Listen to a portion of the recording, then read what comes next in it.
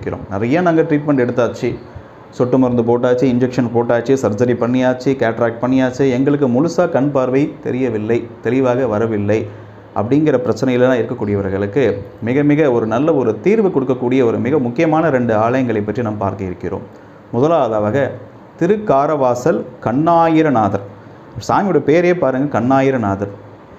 கண்ணாயிரம் என்று சொல்கின்ற வகையிலே கருணை வள்ளலாக விளங்கக்கூடிய அந்த சிவபெருமான் இந்த ஆலயம் அமைந்திருக்கக்கூடிய இடம் என்று பார்க்கின்ற போது திருவாரூரிலிருந்து திருத்துறைப்பூண்டி போகின்ற வழியிலே தெற்கு திசையிலே சுமார் 12 கிலோமீட்டர் தொலைவிலே இவருக்கான ஆலயம் அமைந்திருக்கிறது.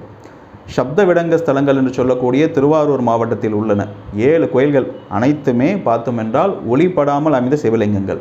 முசுகுந்த சக்கரவர்த்தியால் பிரதிஷ்டை செய்யப்பட்ட அங்கே மரகதலிங்கமும் உண்டு. இந்த மரகதலிங்கத்திற்கு சந்தன அபிஷேகம் செய்வது வெகு வெகு சிறப்பு. அதே போல் நம்மளுடைய பிறந்த நட்சத்திரம் ஒன்று வரும், ஜென்ம நட்சத்திரம். அந்த நாள் அன்றோ அல்லது ஞாயிற்றுக்கிழமை